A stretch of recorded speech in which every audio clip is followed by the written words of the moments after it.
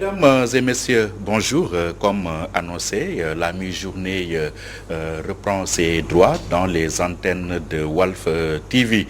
Alors, ce matin, nous avons le plaisir de recevoir Malick Fall. Il est le secrétaire général du SAES, le syndicat autonome de l'enseignement supérieur. Monsieur le secrétaire général, bonjour. Bonjour Pierre-Edouard, c'est toujours un plaisir de me retrouver en face de vous. Un plaisir partagé. Merci. Vous enseignez également la biologie animale à l'université Cheikh Anta Diop de Dakar. La relance dans le secteur de l'enseignement supérieur, comment se passe-t-elle? Merci beaucoup d'abord Pierre-Edouard de nous donner l'opportunité de nous adresser à vos téléspectateurs, mais également à tous les Sénégalais. Je voudrais également profiter de votre plateau pour lancer un salut fraternel à tous les camarades enseignants de tous les ordres et de tous les coins. Maintenant, pour rebondir sur votre question, la relance au niveau de l'enseignement supérieur, on est dans le début donc de la reprise des enseignements en présentiel, avec certes quelques difficultés. Vous en êtes à quel taux? Pratiquement toutes les universités ont repris. Toutes les universités sont, sauf bien sûr Ziguinchor. Il n'y a que Ziguinchor qui n'a pas encore repris. La programmation donc de la reprise avait été faite pour le 5 octobre. Malheureusement, il y a eu quelques couacs et on a dû reporter donc cette reprise. Peut-être que dans les jours à venir, elle sera effective. Des couacs dus à quoi? D'ailleurs, c'est ce qui a nécessité la sortie d'une déclaration de nos camarades de la section SAES de la coordination de Ziguinchor, de l'université Assasec de Ziguinchor. Ces couacs sont plus ou moins donc liés, selon donc les informations que j'ai à partir donc de mes camarades qui sont sur place, lié tout simplement à la non-disponibilité donc des salles de classe qui avaient été donc promises. C'est vrai, il y avait eu en principe 16 salles qui devaient être réceptionnées. Le ministère a fait des efforts pour finaliser en tout cas donc ces travaux, mais il reste à être équipé. Et donc il y avait eu effectivement des enseignements qui avaient été programmés dans ces salles, et ces enseignements effectivement n'ont pas pu s'y dérouler, faute tout simplement donc disons d'équipement pour pouvoir commencer convenablement donc les enseignements. Ici ajoute également quelques difficultés que les camarades ont avec le nouveau recteur, notre collègue Badji. Mais je pense qu'en principe, si tout le monde y met donc la volonté, nous devrions pouvoir donc dépasser en tout cas donc ces quelques contingences et revenir à une année plus ou moins donc stabilisée. Est-ce que le respect des mesures barrières reste de mise dans les différentes universités, ou bien c'est ce relâchement ambiant général qui prévaut? Il faut d'ailleurs, parlant de Ziguinchor, si vous lisez la déclaration qui a été faite par nos camarades de la coordination de Dakar, vous verrez effectivement que c'est un des points qu'ils ont pointé donc du doigt, le non-respect donc des mesures barrières, mais également de toutes les autres mesures qui avaient été édictées, notamment la mise à disposition de thermoflasques pour pouvoir donc mesurer la température de toute personne qui entre au niveau donc de l'université ou qui en sort, mais également le respect donc de la distanciation physique, ce qui n'est pas toujours respecté dans certaines universités. Si je prends par exemple le cas de Ziguinchor, mais dans les autres universités quand même, il faut dire que c'est vrai, certains collègues quand même jouent à la police en demandant aux étudiants qui ne portent pas donc de masque de sortir de la salle, mais il est évident que il y a un relâchement, comme on le constate dans tout le Sénégal. Alors, question préjudicielle, comment se porte l'enseignement supérieur au Sénégal? C'est une question très difficile à répondre, parce que... Posée à la bonne personne que vous êtes. Nous allons essayer donc d'y répondre. Disons que il y a des hauts, il y a des bas. Si nous prenons en tout cas pour ce qui est des conditions sociales des enseignants, il faut le rappeler, il y a eu un certain nombre quand même de mesures qui ont été prises par les différents gouvernements qui se sont succédés pour permettre tous ces millions d'améliorer un petit peu donc disons le niveau de vie des enseignants. Il y a eu également la question de la retraite qui était une question extrêmement importante pour nous, que nous avons pu également trouver une solution à cela, mais une solution d'ensemble. Parce que, comme je le disais tantôt, le gouvernement a fait des efforts, les enseignants ont fait des efforts. Et là également, je voudrais rappeler que cette question de la retraite a été réglée non seulement pour les enseignants du supérieur, mais pour tous les travailleurs du Sénégal. Parce que nous avons mis sur la table donc des revendications qui nous ont permis, avec le gouvernement, de discuter, d'aller vers la deuxième conférence sociale et également d'aller vers la mise en place d'un pilier qu'on appelle donc le pilier sur la retraite complémentaire. Or, ce pilier sur la retraite complémentaire concerne tous les travailleurs du Sénégal.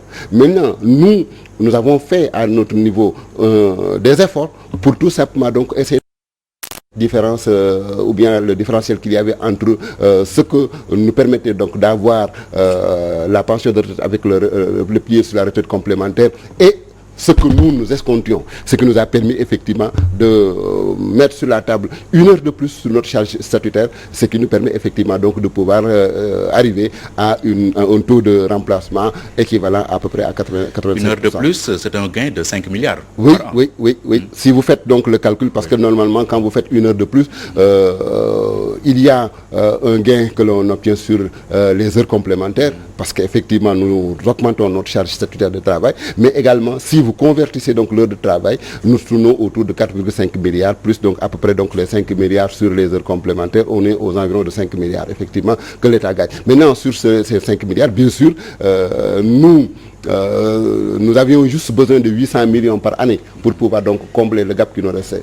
Or, nous mettons sur la table 5 milliards. Donc ensuite, nous avons également demandé que l'on mette en place un fonds de solidarité sociale pour permettre de prendre en charge également donc les collègues, camarades qui sont partis à la retraite avant la mise en œuvre donc de cette réforme-là. Mais si vous calculez le tout, ça tourne autour de 2 milliards. Ça veut dire que donc l'État gagne à peu près 3 milliards sur l'heure de plus que nous avons mise sur la table. Et faut-il mettre à l'actif du président Macky Sall cette décision d'allouer au moins 85% du dernier salaire à tout enseignant de l'enseignement supérieur qui part à la retraite à l'horizon 2022? Mais c'est sous son magistère que ça a eu lieu. Oui. Il faut le reconnaître. Ouais, c'est tout à son honneur. À son honneur. Il faut le reconnaître quand même, parce qu'il faut reconnaître à Jean ce qui appartient à Jean. Bon, c'est sous son magistère. C'est sous son magistère que nous avons pu accéder donc à cela. Donc tout est à son honneur. Et voilà, il y a certains qui demandent que cette mesure soit élargie donc à tout le personnel enseignant de l'université Cheikh Anta Diop, de l'enseignement supérieur. Mais c'est bon, ça également c'est un débat effectivement qu'il y a eu entre nous au sein donc de l'espace universitaire. Mais il faut savoir raison garder, parce que également nous l'avons dit, et je salue vraiment la sortie du professeur Abdelkader Boy, qui a été donc le recteur de l'université Cheikh Anta Diop de Dakar et qui également est le président de l'académie des seniors, parce que nous avons une nouvelle académie qui a été donc créée tout récemment par tous les collègues qui sont partis à la retraite. Et il a fait une très belle contribution pour expliquer que quand même, quand vous êtes parti à la retraite, quand vous partez à la retraite, vos droits sont liquidés. Ça veut dire que donc vous n'appartenez plus à ce corps. Mais le SAES quand même a réussi la prouesse de faire revenir quand même dans le milieu des collègues qui avaient été frappés par quand même une radiation. C'était un point d'honneur pour nous de ne pas signer de protocole d'accord avec le gouvernement sur la question de la retraite en oubliant ceux-là même, nos maîtres et ceux-là même qui ont fait les universités. Malheureusement, et ça c'est la loi naturelle des choses, toute chose a un début. Et malheureusement, le début donc de cette réforme a été acté pour le 1er janvier 2018. Et malheureusement, il y a eu donc des collègues qui étaient déjà partis à la retraite et qui étaient déjà complètement radiés et qui ne pouvaient pas être pris en charge dans ce cas-là. Mais nous, comme je l'ai dit tantôt, nous avions quand même fait l'effort de mettre en place un fonds de solidarité sociale qui a permis, en tout cas qui permet aujourd'hui à beaucoup de collègues qui avaient un taux de remplacement de moins de 25% de leur dernier salaire, quelquefois, le fonds que nous avons mis en place est l'équivalent de 2 fois ce qu'il gagnait comme pension de retraite. Ça veut dire que c'est un effort qui a été fait. Maintenant, il y a un autre effort qui reste à faire et que nous devons tous faire ensemble, parce que dans le cadre de la politique générale dans le cadre de la déclaration de politique générale de M. le Premier ministre Boun Abdallah Dionne à l'époque, il avait indiqué effectivement que nous devions rétablir l'équité au niveau donc du système des retraites d'une manière générale. Parce qu'au niveau de l'IPRES, il y avait eu une augmentation de 50%. Alors, il avait effectivement préconisé que nous devions...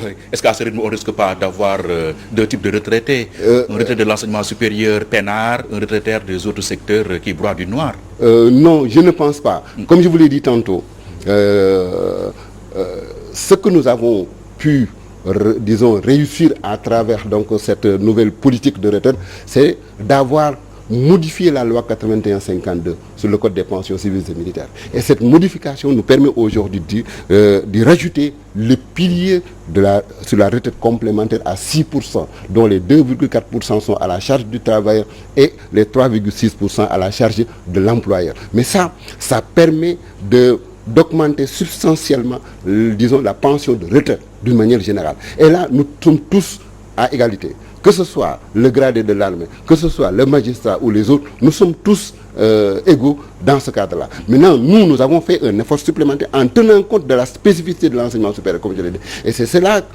ça qui nous a permis, par exemple, d'augmenter 1 heure de plus sur notre charge statutaire que nous avons calculé, comme je vous l'ai dit tantôt, que nous avons évalué aux environs donc, de 5 milliards et pour lesquels donc, l'État gagne plus de 3 milliards sur ça. Donc, ce sont des efforts. Maintenant, je pense que également dans les autres secteurs, il y a des possibilités de voir en fonction donc de leur spécificité comment également mettre en place un système de retraite complémentaire au-delà disons de ce pilier de retraite complémentaire, comment mettre en place une autre politique qui leur permet également de pouvoir substantiellement augmenter donc leur taux de remplacement à la retraite. En un mot, la hache de guerre a été enterrée entre le SAES et le gouvernement. Ah non, mais la hache de guerre, elle est toujours là à côté. Ah bon. Parce que nous sommes un syndicat. Un syndicat, il est là pour défendre ses intérêts. Les intérêts de matériel et moral de ses travail. Maintenant, il est évident qu'il y a beaucoup quand même, il faut le rappeler, il faut le dire quand même en toute honnêteté, il y a eu beaucoup d'efforts qui ont été faits. Maintenant, il reste tout simplement à améliorer la gouvernance des universités. Et c'est ça notre véritable chantier actuellement. Oui, il faut qu'on arrive à améliorer donc la gouvernance des universités. Oui, justement, l'un des points d'achoppement entre le SAES et le ministre de l'Enseignement supérieur et de la Recherche, et par extension entre le SAES et le président de la République, a été la nomination du recteur de nos universités. Le SAES proposait un appel d'offres ou en tout cas quelque chose du genre, mais le président continue par décret donc de fait de nommer et de jurer et de facto les recteurs. Pensez-vous que cette procédure, ce procédé peut prospérer, peut encore continuer? Alors je voudrais rappeler, Pierre, d'abord que la revendication première du SAES n'était pas un appel à candidature. Le SAES avait eu comme disons, revendication première, l'élection des recteurs. C'était ça nos revendications. Si vous parcourez tous les protocoles d'accord que le SAES a signé avec les autres gouvernements, s'il y a eu des points d'achoppement, ça a été toujours la question de l'élection des recteurs. Maintenant, nous sommes tous allés ensemble à la CNAES, la concertation nationale sur l'avenir de l'enseignement supérieur en 2013. Cette concertation a été plus ou moins inclusive. Nous avons... Les fameux 18 points. Oui, il y a 78. 78 points de Souleymane Bachir Diagne. Voilà, nous avons pu, à travers donc cette CNAES-là, nous mettre d'accord sur un process. Et dans ce processus, effectivement, il y a un point qui concerne l'appel à candidature pour nommer les recteurs, avec la mise en place, bien sûr, d'une commission qui devrait recueillir les candidatures, entendre donc les candidatures, les classer et remettre donc le classement à M. le Président de la République, à charge pour lui maintenant de voir parmi les 3 premières personnes celles qu'il va nommer. Oui, maintenant, c'est un décret qui doit être pris. Mais nous étions dans également la lutte pour que le gouvernement, le Président de la République, signe le décret sur la loi cadre de 2015. Parce que nous avons effectivement, la loi cadre de 2015 prévoyait déjà l'appel à candidature et également un décret qui fixe les conditions pour aller vers la nomination donc de ce recteur.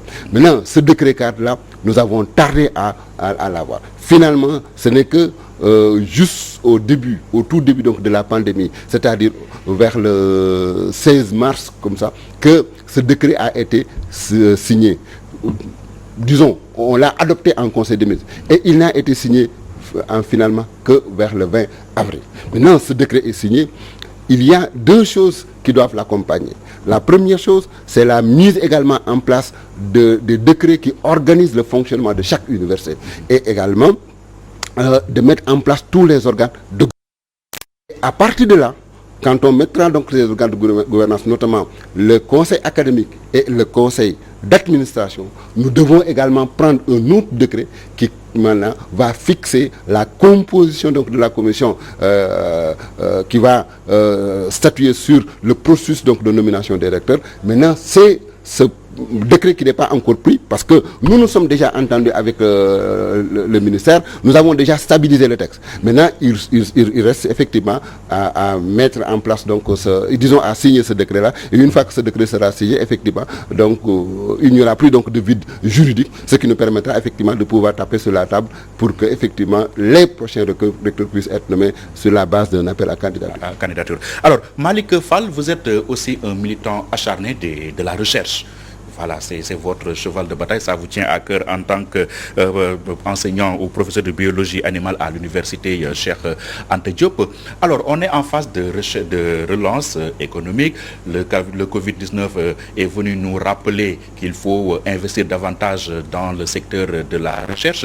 Alors, résultat, on a vu que dans les 1000 milliards alloués à la relance économique, il n'y a que 200 millions dits fonds d'amorçage qui ont été alloués à ce secteur-là. N'est-ce pas une goutte d'eau dans la mer? Mais je pense que si vous avez suivi en tout cas toutes les sorties du SAES depuis un certain nombre d'années, nous avons eu comme cheval de bataille effectivement donc la recherche. Mais sur la Covid-19, effectivement, il y a eu un fonds d'environ moins de 200 millions à peu près qui ont été distribués à certains chercheurs, notamment qui avaient donc des projets. Pour d'autres, ce sont des montants plus ou moins appelés donc montants de fonds d'amorçage qui ont été alloués à certains. Mais ce n'est pas ça la recherche. On en est à amorcer à l'horizon 2020. Mais c'est ça le problème fondamental, Pierre. J'ai l'habitude de dire que si nous voulons avoir un développement qui est souverain, parce que si nous voulons garder notre souveraineté et avoir un développement qui est souverain, nous avons l'obligation d'investir dans la recherche. Alors, aujourd'hui, la Covid-19 nous a montré que d'abord, il faut savoir compter sur soi.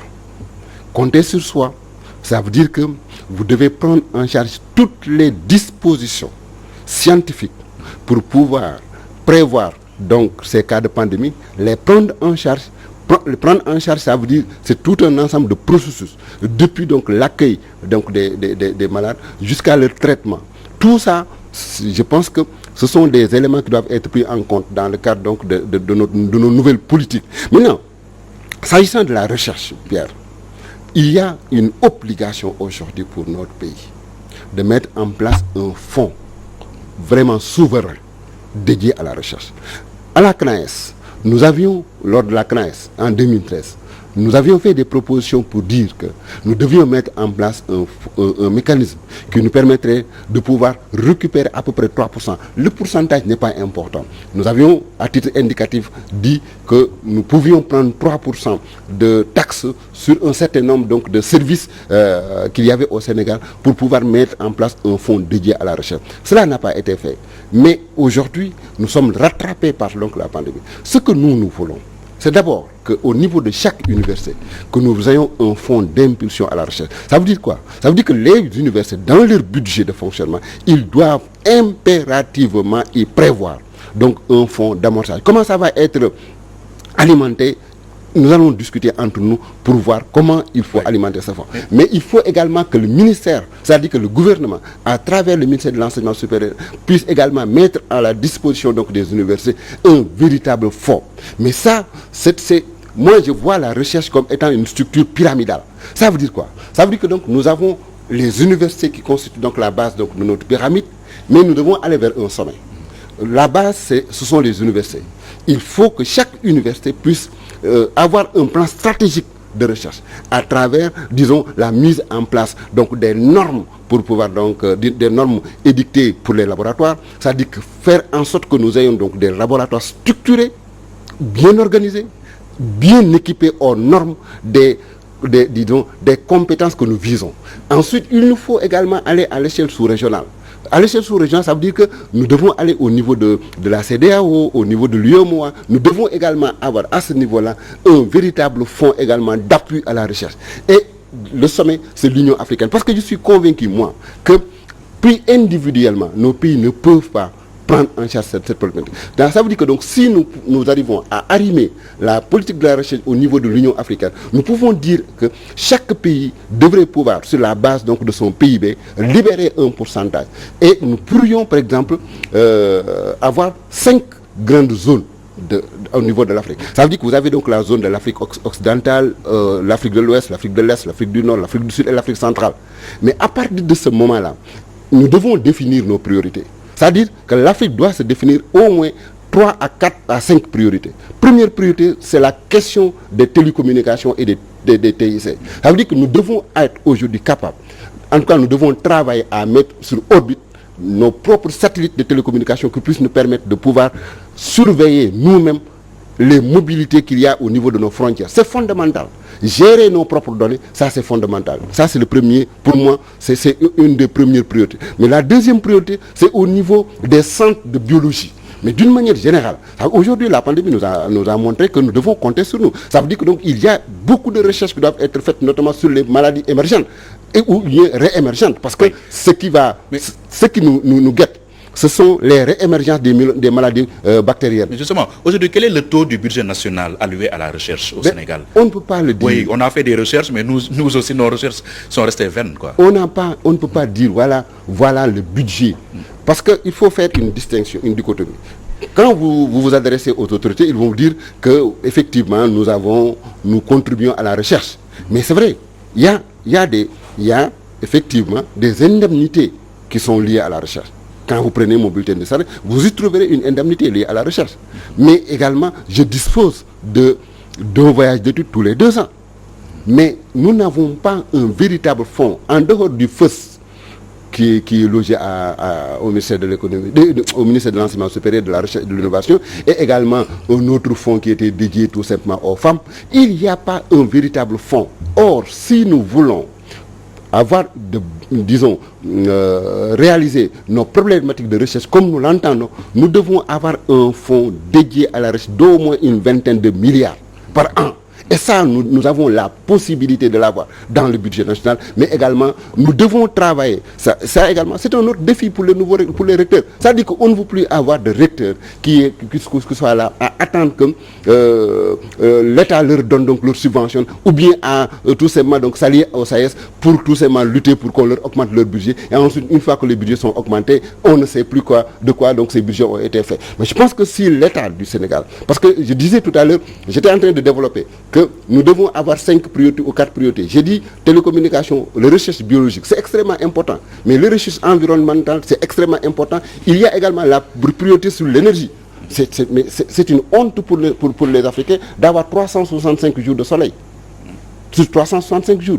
Et le bon Dieu ne nous a jamais présenté une facture pour lui payer l'énergie. Et pourtant, nous avons des zones où il n'y a pas l'accès à l'énergie. Or, dans chacune des universités du Sénégal, que ce soit à Dakar jusqu'à Ziguinchor, vous avez disons des formations qui sont liées tout simplement aux énergies renouvelables. Ça veut dire que donc il y a un effort à faire pour qu'au moins dans chaque ville, dans chaque village, dans chaque maison, dans les contrées les plus reculées, que nous puissions avoir au moins 2 à 3 plaques solaires. Et ça, c'est une question de volonté politique. Mais ça dit qu'il faut que nous mettions en place un programme. Ça veut dire que moi je rêve, Pierre-Edouard, je rêve d'un jour où on nous dira dans 10 ans, dans 15 ans, le Sénégal va sortir son premier prototype de voiture utilitaire. Dans 10 ans, 15 ans, le Sénégal aura sa première... Est-ce que ça ne risque pas d'être encore un rêve pour longtemps? Non. Parce que là, on ne semble pas en prendre le chemin, là. Mais quand le président Abdoulaye Wade lançait le programme sur les autoroutes à péage, qu'est-ce qu'on avait dit? Que c'était un éléphant blanc. Quand il lançait son programme sur l'AIBD, qu'est-ce qu'on avait dit? Oui, la volonté y était. Mais c'est ça que cette même volonté est présente aujourd'hui. Mais je pense, en âme et honnêtement, que quand même, les autorités, en tout cas, si elles ne prennent pas conscience de ça, c'est que leur vision est très courte. Mais là, il nous faut impérativement, si nous voulons être au rendez-vous de ce qu'on dit, que l'Afrique sera le continent de demain, si nous voulons que cette Afrique-là soit le continent des Africains demain, il faut que nous prenions un certain nombre de mesures. Sinon, l'Afrique sera le continent de demain, mais il le sera pour qui? Pourtant, les questions liées à la recherche figurent en bonne place dans cette politique référence au Sénégal, qui est le plan Sénégal émergent du président Macky Sall. Tout à fait. Mais ça veut dire entre la volonté affichée et maintenant la réalité sur le terrain, il y a quand même une différence. Et c'est là où nous appelons tout simplement donc le président de la République de faire preuve de leadership. Il y a un leadership africain, il y a un leadership sénégalais à assumer. C'est-à-dire qu'aujourd'hui, nous devons assumer ce leadership. Nous, au niveau du SAES, nous avions travaillé à mettre en place ce que l'on appelle donc la coalition des syndicats pour le développement de l'enseignement supérieur, la COSADES. À l'époque, c'était moi qui étais donc le chargé de relations extérieures. Nous avions réussi à organiser 2 grands séminaires au niveau du Sénégal. Et nous avions convié à l'époque tous les syndicats des universités des pays affiliés au CAMES. Et nous avions mis en place cette COSADES-là, la coalition. Mais qu'est-ce que nous voulions en réalité? C'était tout simplement faire en sorte que les universités les universitaires, je veux dire, soient maintenant présents au niveau des centres de décision, notamment au niveau de l'Union monétaire ouest-africaine, au niveau de la CEDEAO, mais également au niveau de l'Union africaine. Et nous avons fait une demande adressée à notre ministre de tutelle dans ce sens-là pour pouvoir rencontrer M. le Président de la République et essayer donc de le sensibiliser sur cette question-là et également essayer surtout d'organiser le symposium sur, l'après-Covid et quel type de recherche pour l'Afrique. Et ça, le Sénégal doit jouer son rôle de leadership. Voilà, merci beaucoup. Mais je suis désolé, Pierre-Edouard, parce qu'il y a également le problème de Thiès qui nous tient beaucoup à cœur. Oui, l'université de Thiès, c'est vrai. L'université de Thiès qui nous tient beaucoup à cœur. C'est en phase d'être réglé ou pas? Ben, il y a toujours donc des bisbilles avec notre recteur, parce que effectivement, elle a pour un peu brocarder donc le SAES, mais je veux dire tout simplement que c'est vrai qu'elle a un discours qui est très lénifiant et puis un discours qui est très phrastique. C'est un discours très phrastique, mais très lénifiant, mais également très victimisant. En réalité, c'est elle qui a rompu tous les mécanismes de dialogue que ses prédécesseurs avaient mis en place. Et je rappelle que l'université de Thiès, ce qu'elle est aujourd'hui, c'est l'œuvre du recteur Pape Ibra Samb. Aucun autre recteur venu après lui n'a mis ni une pierre de plus, ni une pierre de moins. Or, nous avons un plan stratégique, parce que quand Madame le recteur a été nommée en 2017, on venait de terminer le plan stratégique de l'université de Thiès. Et c'est ce plan stratégique-là qui avait permis de commencer donc les travaux actuellement des infrastructures qui sont à Thiès. On lui a demandé le plan stratégique 2017-2022. Nous sommes à 3 ans depuis qu'il a été nommé. Et ce plan stratégique est en train toujours de dormir dans les tiroirs. Donc, ce n'est pas parce qu'on ne l'a pas accompagné, mais c'est parce que tout simplement, il y a un problème, disons, de management. C'est ça la réalité. Mais j'espère que nous trouverons une solution à ça, parce que nous n'avons pas besoin vraiment donc d'être dans des situations comme ça. Voilà. Merci beaucoup, Malick Sall, Malick Fall, secrétaire général du SAES, syndicat autonome de l'enseignement supérieur. Vous avez été l'invité donc de cette mi-journée de Walf TV. Merci infiniment. Merci beaucoup, Pierre-Edouard. C'est un plaisir pour moi toujours d'être en face de vous. Plaisir partagé. Merci. Mesdames et messieurs, ainsi prend fin ce numéro. Alors, tout à l'heure, vous aurez droit au journal de 14h. Merci et au revoir.